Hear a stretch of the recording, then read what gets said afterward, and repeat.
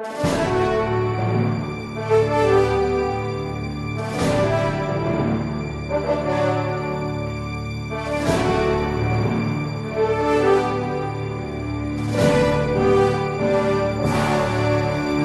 nome do Pai, do Filho e do Espírito Santo, inspirai, ó Senhor, as nossas ações e ajudai-nos a realizá-las, para que em vós comece e para vós termine tudo aquilo que fizermos por Cristo, Senhor nosso. Santa Maria, Mãe de Deus, em nome do Pai, do Filho e do Espírito Santo. Amém. Muito bem. A nossa primeira colocação foi voltada para a realidade mais natural, ou seja, não é necessário nós sermos cristãos, é só necessário nós sermos inteligentes. E ao vermos que existe um Deus, ao qual nós tudo devemos, do qual tudo recebemos, é uma realidade da ordem natural das coisas, que nós a Ele ofereçamos a nossa adoração, a Ele ofereçamos a nossa ação de graças, a Ele ofereçamos as nossas súplicas. E isto é sacrifício, ok? Isso é sacrifício. Que isto seja realizado individualmente pelas pessoas é um dever natural.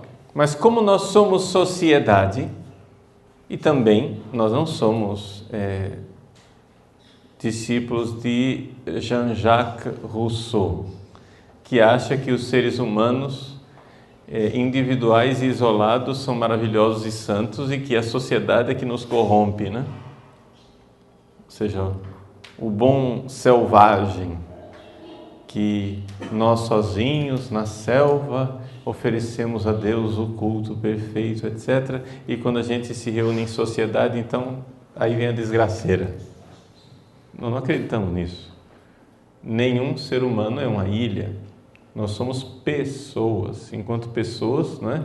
Quem estudou a filosofia personalista sabe muito bem, esta relacionalidade faz parte da essência do nosso ser e é exatamente isso que faz com que a nossa essência seja também sermos capazes de amar. Faz parte do nosso projeto. Amar, relacionar. Se o relacionamento nos corrompe e é o isolamento que nos faz ficar puros, então nós somos todos mônadas egoístas, né? Sujeitinhos que são feitos para ficar isolados, cada um na sua bolha, né? E quanto mais a gente ficar isolado, melhor. Mas isso não é real, isso não é compatível com uma religião do amor, como é o cristianismo. Então, eu acho que eu não preciso gastar muito tempo para dizer que nós somos uma realidade social por nossa própria natureza. E que Jesus, quando veio a esse mundo, nos fez igreja, ou seja, membros do seu corpo e, portanto, como membros do seu corpo, nós estamos unidos ainda mais intimamente entre nós. Ora, se nós não somos isolados, mas somos igreja, é necessário, pela própria natureza das coisas, que haja alguém, atenção, esse alguém, por enquanto, é Jesus Cristo, não estou falando aqui do sacerdócio ministerial, não é? É necessário que haja alguém que ofereça a Deus esses sacrifícios em nome de todos, não é? Enquanto humanidade, enquanto conjunto, nós precisamos estar juntos. Isso precisa ser exterior, porque nós temos corpo, precisa ser social, porque nós não somos isolados. Isto é exigido, portanto, pelo próprio direito natural das coisas, e isso faz parte de uma virtude chamada virtude da religião. Agora, aqui é necessário um esclarecimento, porque nós não estamos acostumados mais com essa linguagem. quais são as 4 virtudes cardeais? Virtudes humanas. A prudência, temperança, fortaleza e justiça. Vou descer a justiça por último, porque é essa aqui que nós queremos falar. O que é a justiça?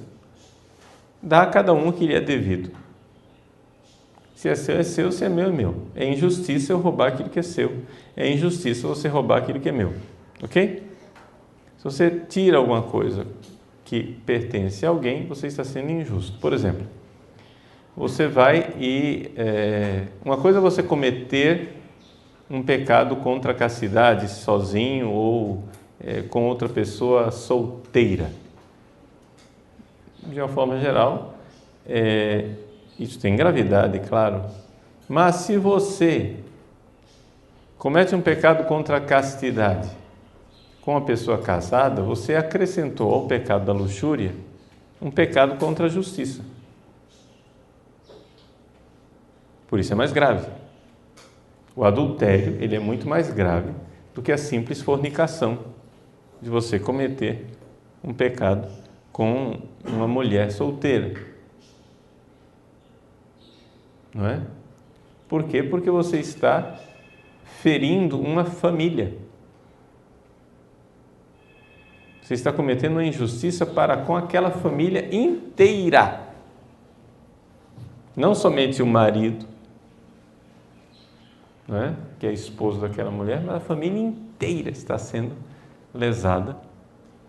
Portanto, você está cometendo um pecado de injustiça, além do pecado de fornicação. Está claro isso para todo mundo? Então, nós cometemos pecados de injustiça. E quando nós damos a cada um o que é seu, a gente está realizando a virtude da justiça. A virtude da justiça, ela acontece e ela é verdadeiramente virtuosa quando ela é um hábito, ela é a nossa natureza, não é? Ou seja, quando você faz um esforço enorme, não é? Está lá uma nota de R$100 no chão, você faz um esforço enorme, nossa, não é minha, e agora eu fico, não fico, né? Etc e tal, e você luta, etc e tal, e depois de um esforço enorme, não sei o que, etc e tal, você vai e entrega a nota para o dono. Você cometeu um ato de justiça, claro, você realizou um ato de justiça, mas você ainda não tem necessariamente a virtude da justiça. A virtude da justiça é onde você dá a cada um que é seu, quase que, né? Não estou dizendo que é sem luta, porque a tentação existe sempre, mas faz parte da sua segunda natureza, da sua própria natureza humana virtuosa, que você dá aquilo que é dos outros para o outro. Então tem aquelas pessoas que automaticamente, diante de um pequeno troco que recebem a mais, elas, não é meu. Aquela pessoa, né? Ela já automaticamente entrega aquilo que não é dela. Isso não me pertence. Não é? Então, está claro, não é meu. Então, se é assim, né, a virtude da justiça é dar a cada um que é seu. E quando eu dou a Deus o que é de Deus, essa virtude da justiça, ela recebe um nome chamado religião. A virtude da religião é dar a Deus o que é de Deus. Dar a Ele o que lhe é devido.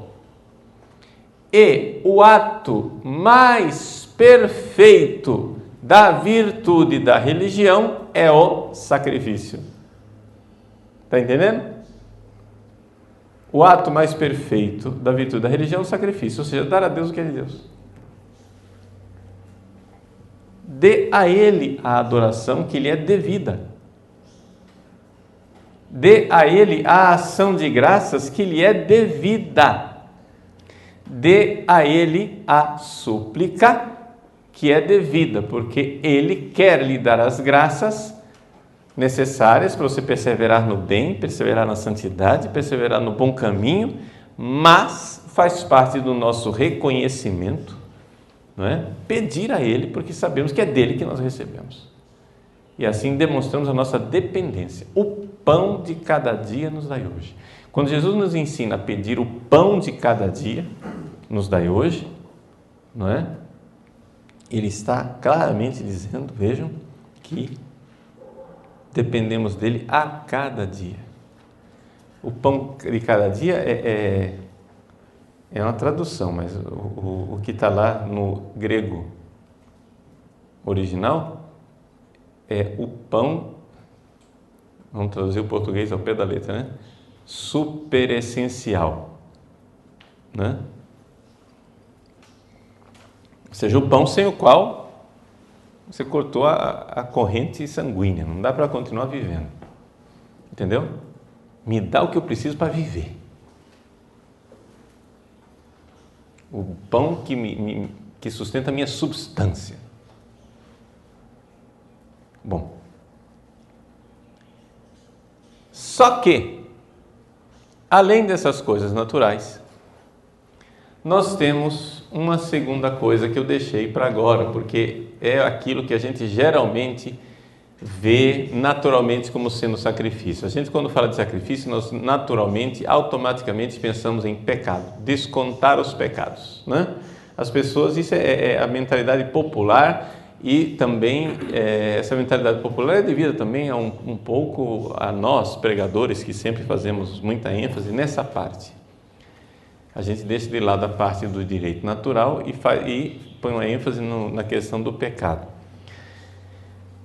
o que causa um certo desequilíbrio. Mas vamos então falar dessa parte também do pecado. Ora, quando nós cometemos um pecado mortal, nós estabelecemos um desequilíbrio tremendo no nosso próprio ser. Veja só. Eu preciso dar a Deus o que é de Deus. Deus é o meu tudo, eu sou nada. Ele é a minha fonte, eu não sou nada. Então eu vou e adoro, eu me rebaixo. Eu reconheço o meu nada. Ok? Eu reconheço que eu sou um zero à esquerda. Ele é um à direita. À esquerda, perdão.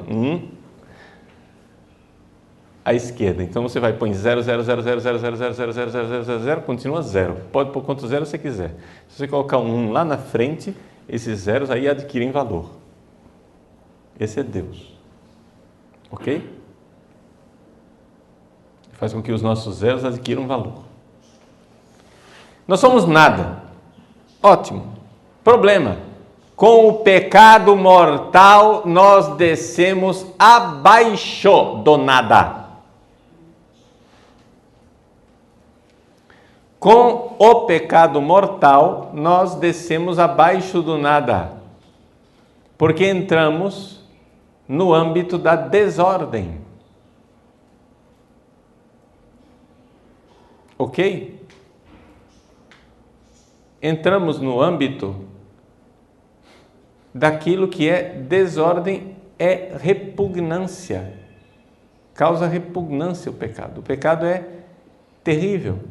Então, quando nós pecamos, não é? Se existisse somente Deus e além de Deus existisse nada, não haveria desordem, ok? Está claro? Mas o problema é que existe Deus e as criaturas que contra ele se revoltam, agindo como se ele fosse seu inimigo.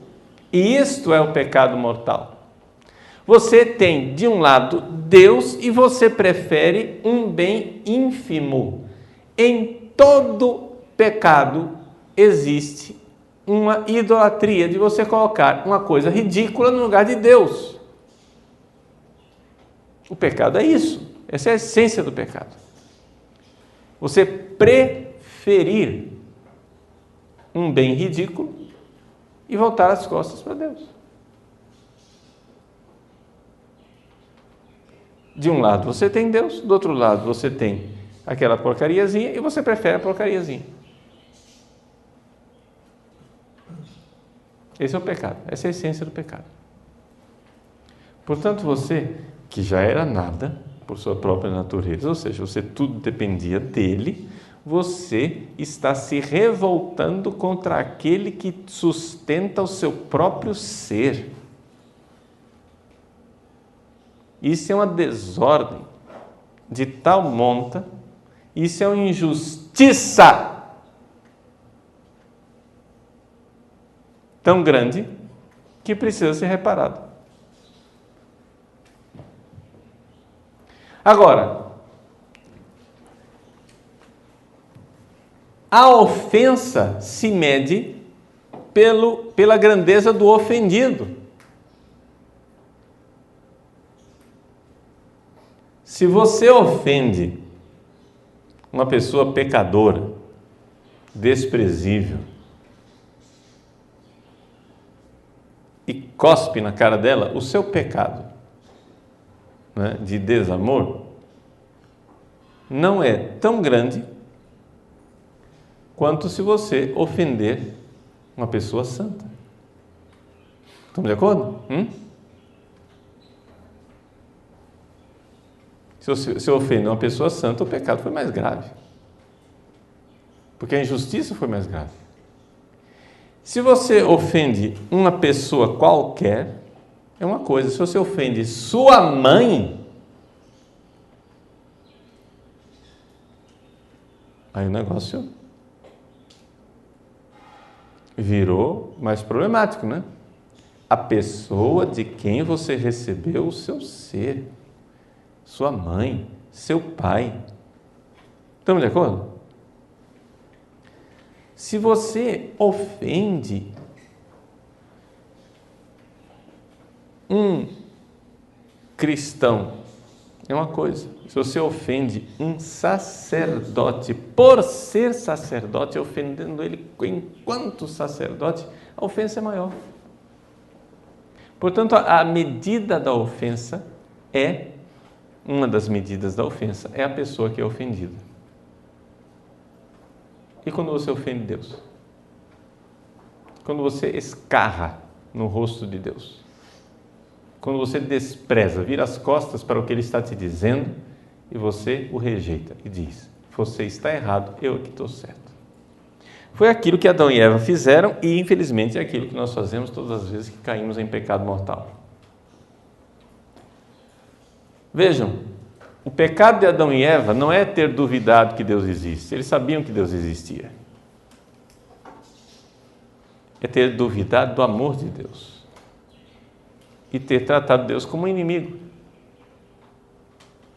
Não sei se vocês enxergam isso. No capítulo 3 de Gênesis, qual é a conversa lá das serpentes com Adão e Eva? A conversa das serpentes com Adão e Eva é a seguinte: diz a serpente, Deus proibiu você de comer essa fruta gostosa aqui? Cara, Deus é o maior trapaceiro. Deus está de sacanagem com você. Por quê? Porque Ele não quer que você seja igual a Ele. Ele está dizendo que ama você, colocou aqui você no paraíso, encheu de fruta, de passarinho, deu uma mulher para você, não sei o quê, mas Ele está enganando você, cara. Tem coisa muito melhor. O melhor Ele proibiu.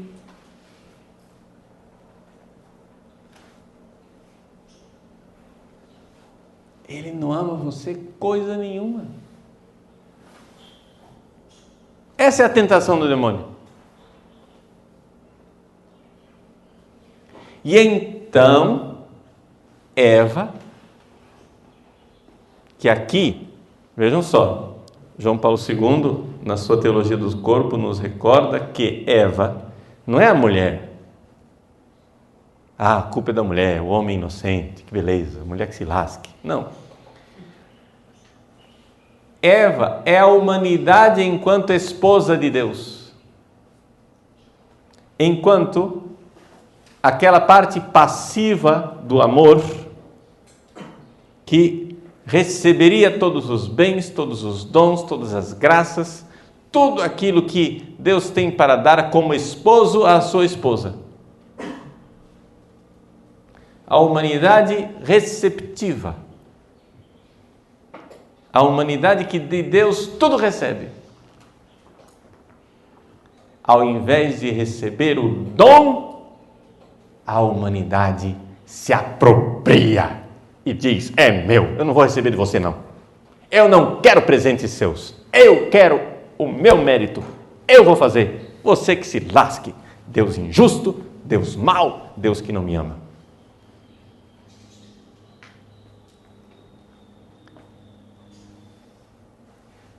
Esse é o pecado da humanidade. Não receber o dom. Eu me viro contra Deus, eu viro as costas, não quero receber o dom. Eu quero agarrá-lo. A palavra que se usa para essa realidade de Eva ter agarrado o fruto, se apropriado, injustiça,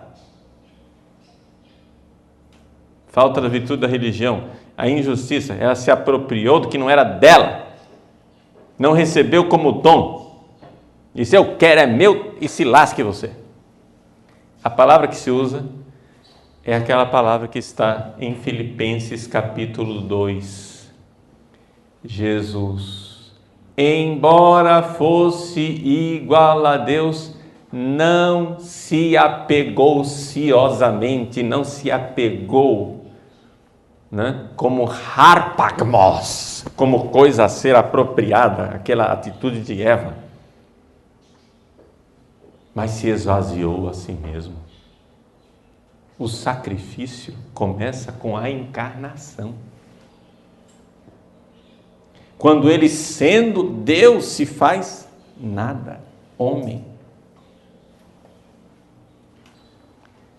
Não se apega, é atitude. Jesus é anti-Adão, o anti-Eva, o anti-atitude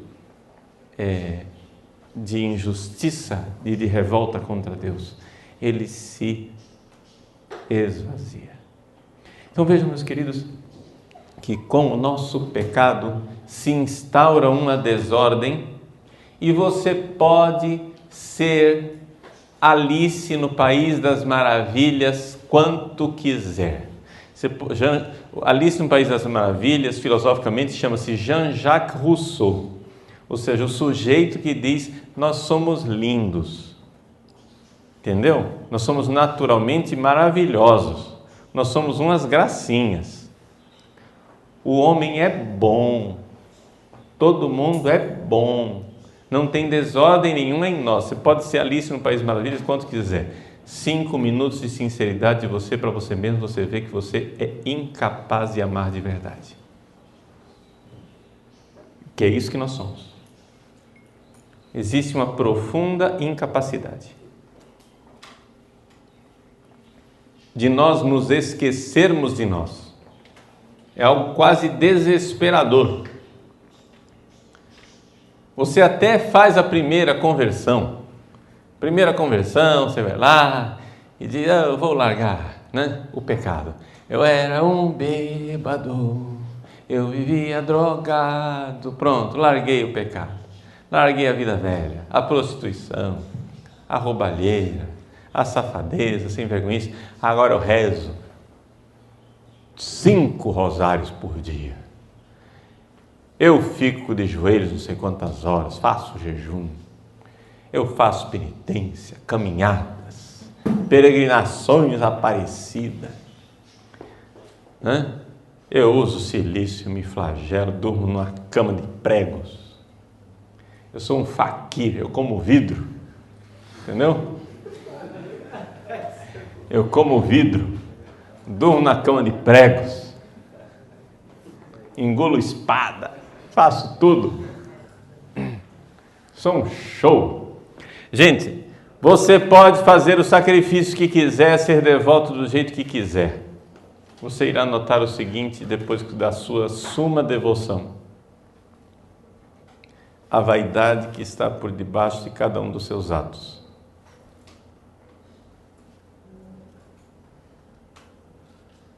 Você começa a fazer as coisas certas pela razão errada. e dá um desespero da gota. Um negócio louco, porque você não tem para onde escapar. Você tem duas alternativas. Para fugir da vaidade, você só tem um jeito. Ou você começa a fazer o mal, pronto, aí não vai ter mais vaidade, né? Vamos pecar. Peca duro, né? Peca com gosto. Vai, cai de cabeça, vamos para o pecado. Aí você cai no pecado. Pronto, não tem mais vaidade. Porque não vai estar fazendo nenhum bem. Mas se você fizer uma coisa boa, uma única coisa boa, você será visitado pela vaidade. É por isso que nessa hora não tem outro jeito para a santidade. Isso aqui eu estou fazendo um parêntese, mas eu vou voltar ao meu assunto, que é o sacerdócio. Vou fazer um breve parêntese. Não há outro jeito para a santidade a não ser a via mística. Ou seja, ou Deus entra na conversa e começa a purificar você, Ele purificando você. Não adianta você se purificar. Na fase purgativa, vai, pedala, Robinho, faz jejum, faz abstinência, faz sacrifício, vamos lá, manda ver. Essa é a fase purgativa, ótimo. Só que vai chegar um ponto do seu caminho de generosidade, de sacrifício, de entrega a Deus, que você vai chegar e dizer, mas não adianta, tudo que eu faço vira vaidade. E aí você vai ter que fazer uma coisa, meu irmãozinho. Sentar na soleira da porta de Deus e pedir como um mendigo e dizer, meu Deus, tem piedade. Eu não quero mais te amar com os meus lábios, eu quero te amar de coração. Me dá um coração novo. E aí vem a noite escura dos sentidos e você começa a se purgar, né? A se purificar, para entrar na segunda fase da sua vida, que vai ser a fase iluminativa, onde propriamente é místico. Mas a própria purificação já é mística. Porque o que é mística? A mística é a realidade de nossa vida espiritual, onde Deus é ativo e nós somos passivos. Está entendendo? A ascética, você é ativo, Deus recebe o seu amor. Isso aqui é uma tentativa de simplificação, tá? Porque é evidente que já na ascética, Deus também é ativo, porque se ele não te desse a graça, você não fazia ascese nenhuma. Tá? Mas eu só estou colocando para vocês que é questão de ênfase. ênfase. Ou seja, na vida ascética, a ênfase está na sua atividade. Na vida mística, a ênfase está na atividade de Deus. E você vai ficando passivo. Está entendendo? Deus vai fazendo as coisas em você. Então, como que faz então, padre? Faz o seguinte, ele prometeu, ele cumpre as promessas dele. Então você precisa de uma coisa chamada perseverança. Olhem no meu site depois, tem lá um vídeo sobre a oração infalível. Né? Existe uma oração infalível. Quando a oração é infalível, né? Os carismáticos diziam aquela oração de poder, né? Aquela oração a qual Deus não resiste. Oração de poder. Poderosa. Né? Qual é a oração de poder? A oração de poder é a seguinte, que você está pedindo alguma coisa para você, necessária para a sua salvação, com humildade e perseverança. Se tiver essas 4 coisas, Deus vai atender. Ah, mas não atendeu ainda. É porque não perseverou o suficiente. Bate na porta. Batei e abri-se-vos-á. É a viuvinha. Entendeu? Você vai lá enchendo a paciência do juiz. Vamos lá, manda ver. Cadê? Né? Jesus contou essa parábola para nos dizer, para nos ensinar que é necessário rezar insistentemente. Não pediu ainda o suficiente. Porque Deus dará, mas dará depois de muito pedido seu. Sabe por quê? Porque se Ele der sem você pedir, você pode cair outra vez na ilusão de que foi você. Está entendendo? Você não pede, aí Deus dá. Aí você diz, ó, eu sou o cara, meu, ó, você vê? Eu amo. Pronto, aí lascou tudo outra vez. Está entendendo? Então você vai pedir. Quando você desesperar de você e vir que você é um porcaria ao cubo e que você não presta mesmo, a graça visita você. Fecha parênteses, voltemos ao sacerdócio. Olha só, eu estou dizendo que com o pecado, nós entramos numa situação de desordem. Ora, qualquer um que tenha 5 minutos de franqueza, de honestidade, de sinceridade consigo mesmo, consegue enxergar essa desordem dentro de você, que nós não conseguimos amar direito. Tá, a pergunta é, se o sacerdócio não é somente reparação, mas é também aquelas outras 3 coisas, ele é eterno? Sim e não. Por quê? Porque cessará o sacerdócio com a história, mas não cessarão as 2 primeiras características, que são a adoração e a ação de graças. Isso será eterno. Mas não se pode chamar propriamente de sacerdócio lá no céu, porque lá no céu não há intermediário, mas há a visão facial. Você vê Deus face a face. Que intermediário que você precisa? Está entendendo? Ou seja, haverá o culto a Deus no céu. Mas as 2 outras coisas, vamos primeiro entender. As 2 coisas, que é a intercessão no céu, não precisa, né? Quando acabar a história. Agora os santos intercedem por nós, porque nós estamos aqui lutando. Aí eles intercedem. Mas lá no céu você vai pedir, depois que vier todo mundo no céu, todo mundo entrou, quem está no céu está no céu, o purgatório se esvaziou, acabou a conversa, todo mundo que está no purgatório foi para o céu, todo mundo que foi condenado está no inferno, quem está no céu está santo, glória a Deus, né? Felicidade. Você vai pedir mais o quê? Não tem mais nada para pedir. Acabou a intercessão, acabou a súplica. Acabou a impetração, não tem mais, acabou. E reparação também não tem mais o que reparar. O purgatório está vazio, vai reparar mais o quê? Está entendendo? Ou seja, já está tudo em ordem. Ah, mas e o inferno? Bom, o inferno não adianta reparar, o negócio ali não tem conserto. Tá? Então cessará a intercessão e a reparação. Mas não cessará a adoração e a ação de graças. Mas você não pode chamar isso de sacerdócio, porque sacerdócio é um intermediário. Entendeu? Está entendendo? E nós estaremos vendo Deus face a face. Aí, por que eu disse sim e não? Eu disse sim, por quê? Qual que é o problema? Tá. Então, olha só, eu disse sim e não. Por que eu disse sim e não? Porque não tem mais intermediário, estamos na visão face a face. Mas sim, porque esta visão face a face será sempre ocasionada pela humanidade de nosso Senhor Jesus Cristo e, portanto, é a alma de Cristo, a alma sacerdotal de Cristo, que continuará na eternidade a adorar e a ação de graças no Pai, no qual nós faremos a nossa adoração e a nossa ação de graças. Então, sim, está entendendo? Sim. Mas não.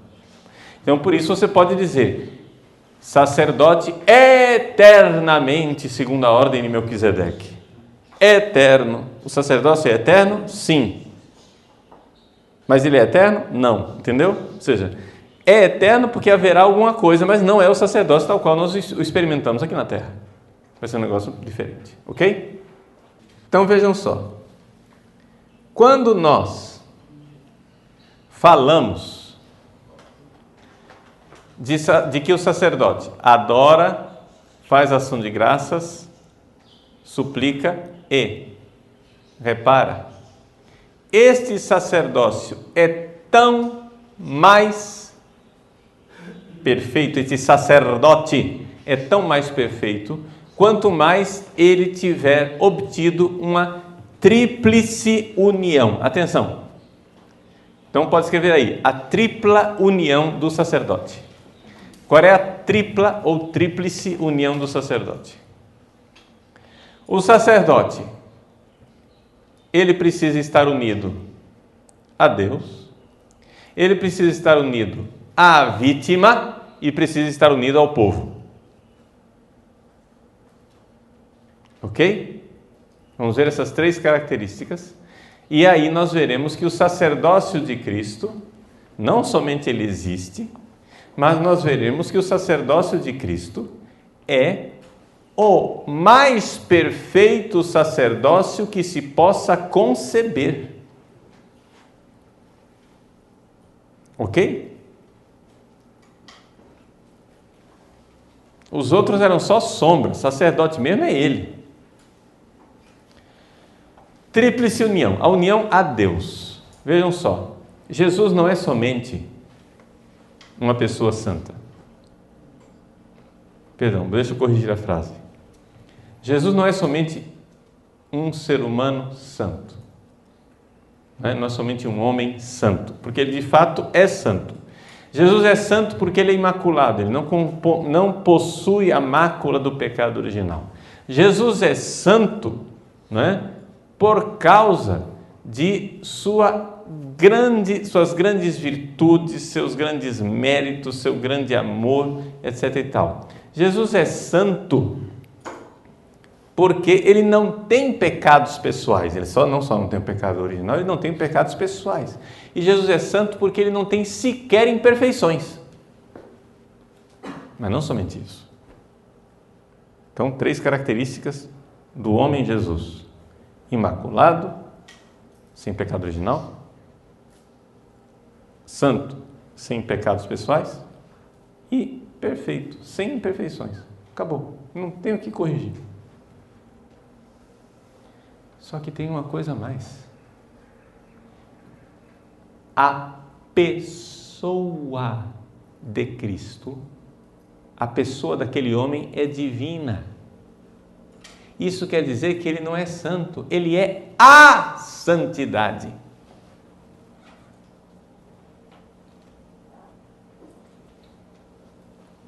Nota de rodapé para o catecismo, por favor. Nós estamos lembrando o que é o mistério da encarnação.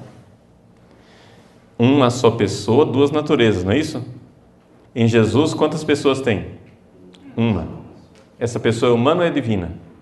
Divina, porque ele é a segunda pessoa da Santíssima Trindade. Pela palavra pessoa eu pergunto quem é? Pela palavra natureza eu pergunto o que é? Quem ele é? É o Filho de Deus. E o que é que ele é? É Deus, natureza divina, que se encarnou, natureza humana. Ok? Então, vejam, este mistério de 2 naturezas em uma pessoa chama-se mistério da união hipostática. Hipóstase em grego quer dizer pessoa. Então, a união hipostática quer dizer que existe uma só pessoa. Isso quer dizer que os atos realizados por esse coração humano, aquele coração que estava sendo esperado lá desde o Antigo Testamento pelos profetas, ok? Os atos realizados por este coração humano têm valor infinito, porque ele não somente é o coração humano prometido, ou seja, o sacerdócio de Cristo é exercido pela inteligência e pela vontade do homem Jesus. Está entendendo? O sacerdócio, Jesus é sacerdote enquanto homem, não enquanto Deus. Por quê? Por si mesmo, um sacerdote ele é necessariamente inferior a Deus. Por quê? Porque ele é intermediário entre Deus e o homem. Se ele é intermediário, ele é menos do que Deus. Está claro isso? Ora, para eu oferecer um sacrifício, eu tenho que dizer, eu não sou nada. Portanto, quem pode oferecer o sacrifício é uma criatura, e não o Criador. O Criador não pode oferecer sacrifício. Ora, o corpo e a alma de nosso Senhor Jesus Cristo, ou seja, a sua humanidade, nós não costumamos chamá-la de criatura, porque Jesus é muito mais do que cabe nessa palavra criatura. Mas nós temos que admitir que o corpo e a alma de nosso Senhor Jesus Cristo foram criados.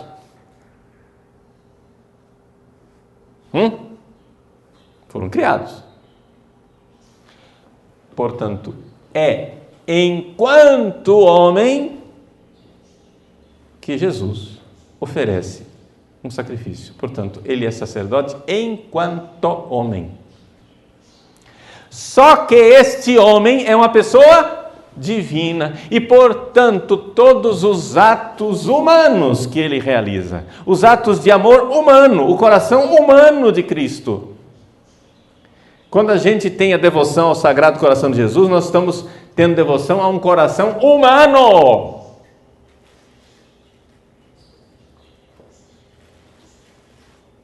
Que ama a Deus infinitamente. Puxa vida, como isso é possível, padre? Um ser humano amar a Deus infinitamente? Sim, é possível, porque este coração humano é de uma pessoa divina. Agora, isso são distinções teológicas, meus queridos. Não queira, por favor, fazer com que o mistério deixe de ser misterioso, Tá? A nossa razão consegue fazer as distinções num nível de abstração, mas são sempre conceitos abstratos, que correspondem ao mundo real.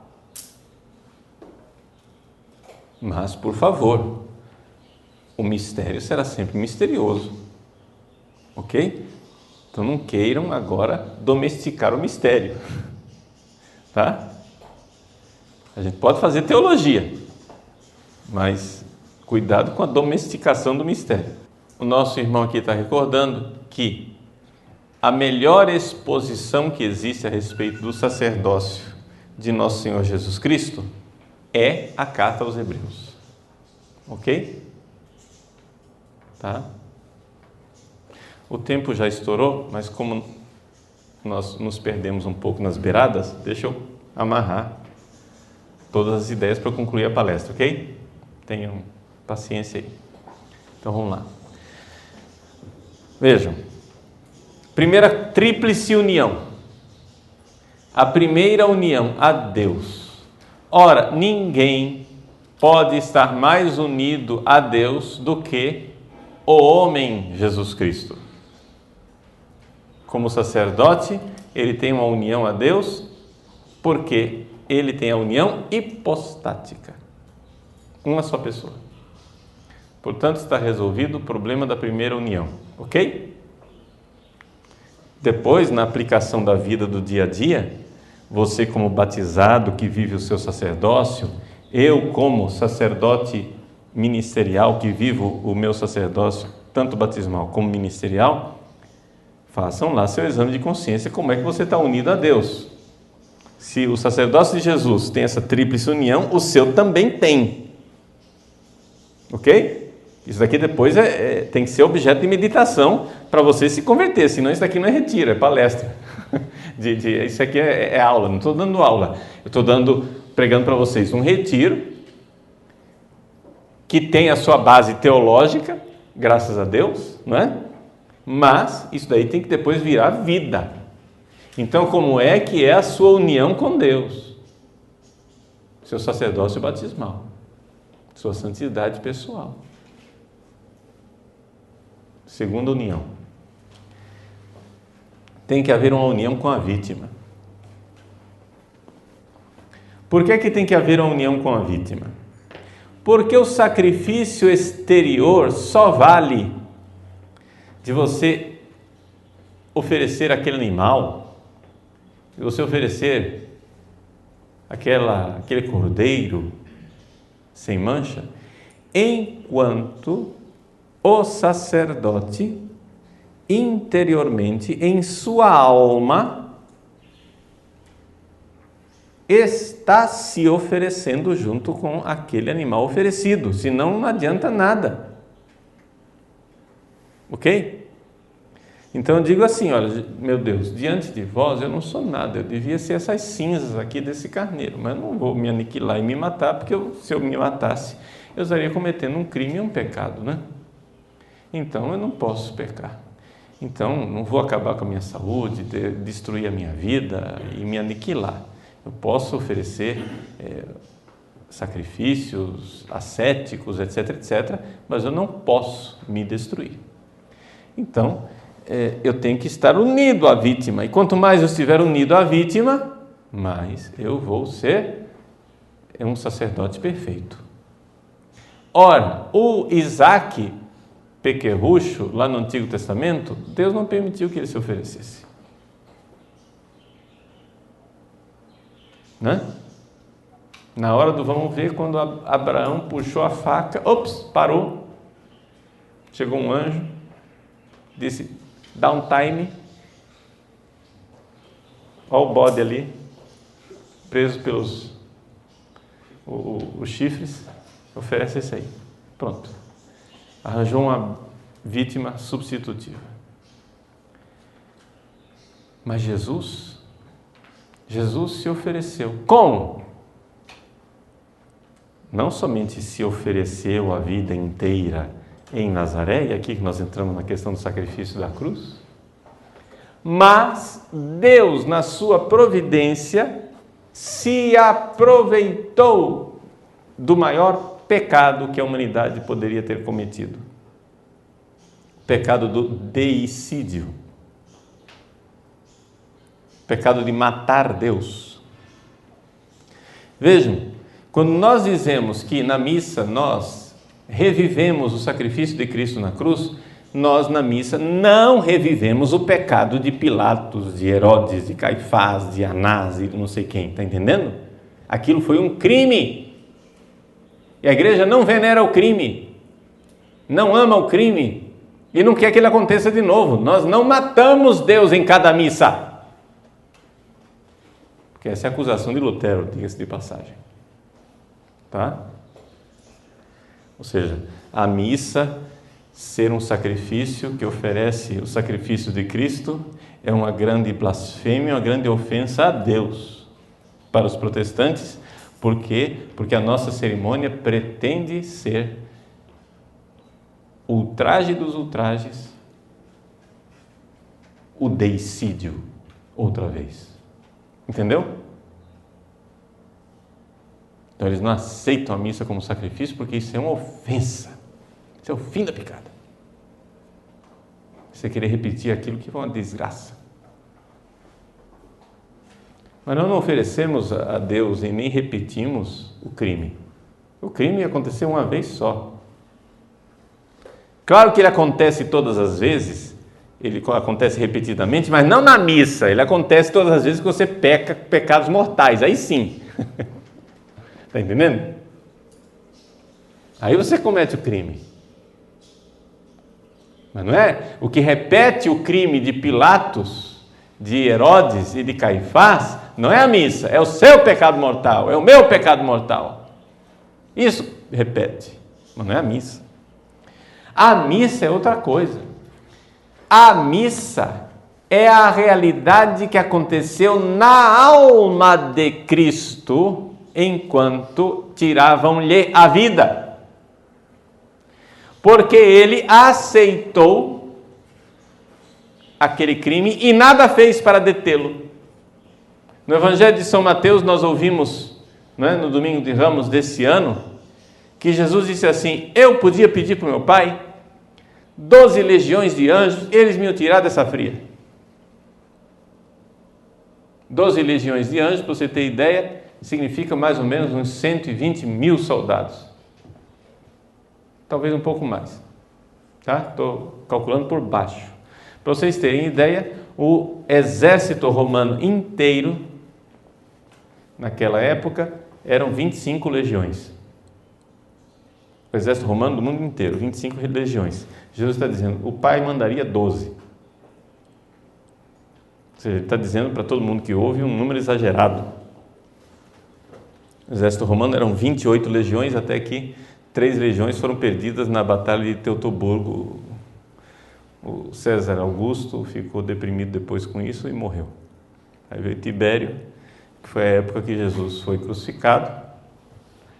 E aí, para vocês terem ideia, o nosso amigo Pôncio Pilatos, que era procurador, ele não era nem o governador daquela área, o chefe mesmo, o prefeito da área era na Síria. Pilatos era um subalterno. Então, na Síria que estava o chefão. Então, Pilatos tinha para ele lá, à disposição, uns 3.000 soldados no máximo. Jesus está dizendo que ele mandava 120.000. Acabava com a cara de Pilatos. Tá bom? Mas ninguém tira a minha vida, eu a dou livremente.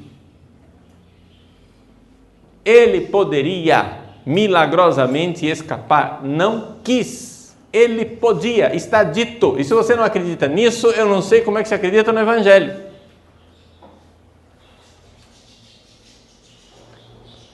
Esta possibilidade de Cristo se livrar da cruz,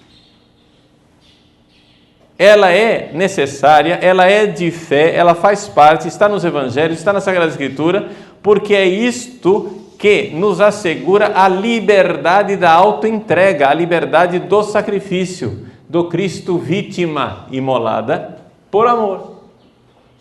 Em nada ele foi obrigado. Ele providencialmente tomou aquele crime e deixou que eles fizessem o crime e se ofereceu. E se ofereceu totalmente. Veja, uma vítima ela é perfeita enquanto ela é, em primeiro lugar, sem defeito. Jesus não tinha defeito. Em segundo lugar, ela é preciosa. Jesus era preciosíssimo porque ele é o próprio Filho de Deus encarnado. E em terceiro lugar, porquanto ela possa se consumir totalmente. O mais perfeito sacrifício não era aqueles que o sacerdote pegava um pedaço do carneiro e comia com a família. O mais perfeito sacrifício era o holocausto, que tudo era consumido, e Jesus se consumiu totalmente. Consumatum est, tudo foi consumido. Ele deu tudo. Vítima perfeita. Um sacerdote é perfeito, porquanto ele tem 3 uniões. Primeira união com Deus, provado, união perfeita, união hipostática. União com a vítima, e quanto mais essa vítima também é perfeita. União total com a vítima, porque a vítima é ele. E ela é perfeita, por quê? Porque ele oferece tudo, sem pecado, sem mancha, e ele é preciosíssimo para Deus. Esse é meu filho bem amado, no qual eu coloquei toda a minha complacência. Ele é preciosíssimo para Deus. Terceira união é a união com o povo, para que um sacerdote seja perfeito. Ora, ele é Deus que se fez homem, perfeitamente unido a nós, também porque ele, no seu poder soberano, instituiu os sacramentos que nos unem a ele e que aplicam a nós todos os frutos desse seu sacrifício. Portanto, a perfeição está não somente na união conosco, porque ele é homem como nós, mas a perfeição na união dele conosco está no seu poder de instituir os sacramentos. Porque é nos sacramentos que nós somos unidos a ele, além da união da natureza. Porque pelo batismo somos incorporados a Cristo, porque pela Eucaristia nós comungamos do mesmo corpo, sangue, alma e divindade, estamos unidos a Ele, temos essa comunhão perfeita, porque cada vez que nós nos confessamos, Ele tira os empecilhos que nos separam dEle e faz com que nós restauremos o nosso estado de amizade e de união com Ele, porque cada sacramento que nós celebramos e administramos, nós estamos, de alguma forma, unindo as pessoas cada vez mais a Cristo. Essa é a única coisa que tem que fazer na vida, unir as pessoas a Cristo. Então, Ele está perfeitamente unido a nós. Ele quer habitar em cada ser humano. Portanto, o sacerdócio de Cristo é perfeitíssimo e não pode se conceber um sacerdócio mais elevado e mais perfeito. Alguém ia perguntar? Ok, muito boa a sua pergunta.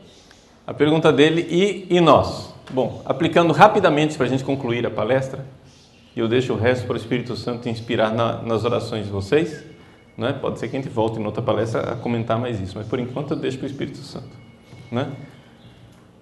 A união nossa a Deus, à vítima e ao povo se dá evidentemente sempre através de Jesus Cristo. Se nós somos ser unidos a Deus, temos que ser unidos a Deus em Cristo Jesus. Ele que nos dará as graças para nós sermos cada vez mais santos e cada vez mais nos oferecermos a Deus.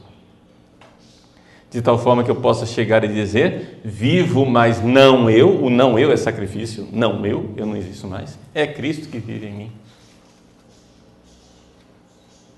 Portanto, o não eu significa que eu estou unido a Ele, é Ele que vive em mim. O não eu significa que eu sou a vítima que é oferecida, me oferecendo a mim mesmo para que o Cristo exista em mim. E o não eu significa que eu já não sou um sujeito isolado, mas sou um sujeito coletivo chamado igreja. E eu não me compreendo mais senão como igreja. Portanto, separar-me da igreja é separar-me do meu ser mais profundo, de tudo aquilo que eu poderia aspirar de ser na minha vida. Ou seja, a igreja é a fonte do meu ser. Eu nada sou sem a igreja, porque a igreja é o corpo de Cristo. Separar-se da igreja seria cair no nada.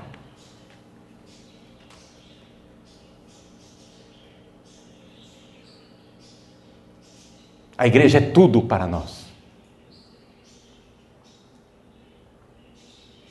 Agora, como eu estou vendo alguns de vocês olhando para mim com um olhar assim meio esquisito quando eu digo que a igreja é tudo, eu quero que vocês se lembrem, por favor, que a igreja é o corpo de Cristo. Porque você tem uma cabeça, uma mentalidade catequeticamente viciada, mal formada e ignorante, e você acha que a igreja, não é simplesmente, tão somente uma instituição humana. A igreja é uma instituição divina. A parte principal da igreja está lá no céu, cantando glória e hosana, triunfando, já estão na pátria. Nós somos peregrinos, os outros estão se purificando no purgatório, e nós queremos um dia estar na pátria também. E nós somos um só corpo. Portanto, nossa união a Cristo está naquela frase de Gálatas: vivo, mas não eu, Cristo vive em mim.